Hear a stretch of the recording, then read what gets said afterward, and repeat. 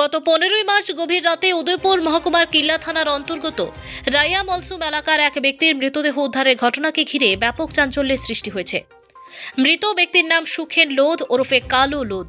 তিনি উদয়পুরের খিলপাড়া এলাকার বাসিন্দা এবং পেশায় একজন অটো চালক ছিলেন। পরিবার সূত্রে জানা যায়, দীর্ঘ প্রায় 40 বছর ধরে অটো চালিয়ে সংসার চালাতেন সুখেন লোধ। তার পরিবারের স্ত্রী ও এক পুত্র রয়েছে। এই আকস্মিক ও নৃশংস মৃত্যুর ঘটনায় পরিবারে নেমে এসেছে শোকের ছায়া। পাশাপাশি এলাকায় ছড়িয়েছে তীব্র ক্ষোভ। ঘটনা 5 দিন অতিক্রান্ত হলেও এখনো পর্যন্ত কোনো অভিযুক্তকে গ্রেপ্তার করতে পারেনি পুলিশ। এই প্রেক্ষিতে বৃহস্পতিবার মৃতের পরিবার, পরিজন, আত্মীয় স্বজন এবং স্থানীয় বাসিন্দারা উদয়পুর মহকুমার পুলিশ আধিকারিক দেবাঞ্জলি রায়ের কাছে লিখিতভাবে একাধিক দাবি জানান।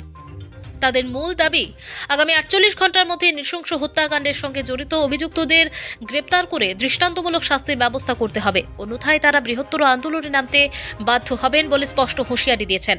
পরিবারের সদস্যরা ক্ষোভ প্রকাশ করে বলেন, আধুনিক প্রযুক্তির যুগে দাঁড়িয়েও 5 দিন পার হয়ে গেলেও পুলিশ এখনো পর্যন্ত ঘটনার কোনো কিনারা করতে পারেনি।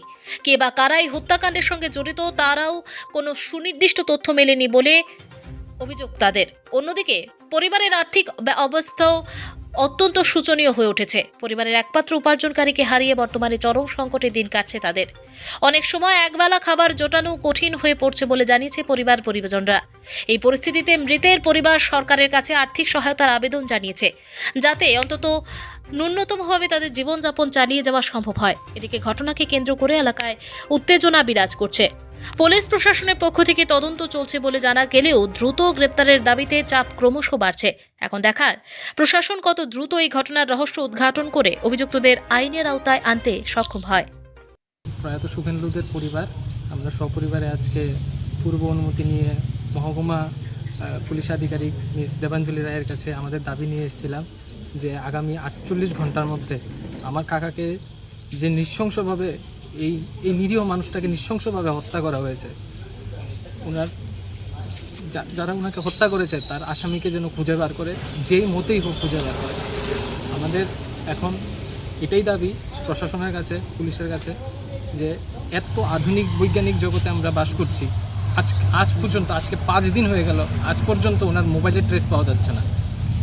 কে এই ঘটনা করলো তার কোনো হদিশ পাওয়া যাচ্ছে না।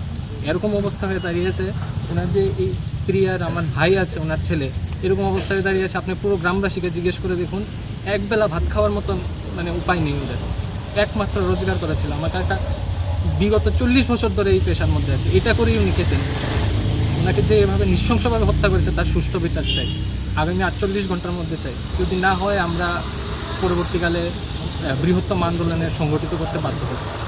এটাই আমাদের।